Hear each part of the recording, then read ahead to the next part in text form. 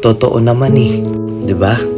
Pinipilit na lang natin yung sarili natin na magpaka-busy.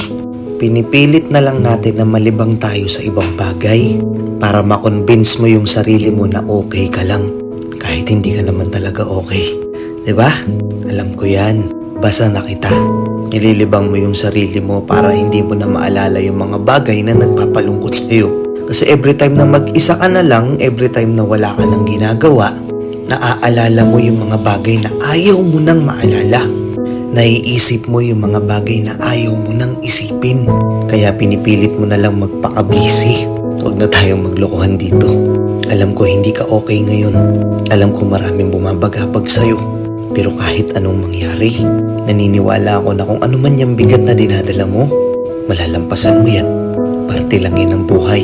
Kung wala mang nagsabi sa'yo nito, kung lahat man ng tao sa paligid mo wala nang pakialam sa'yo, gusto ko lang malaman mo na oo ako,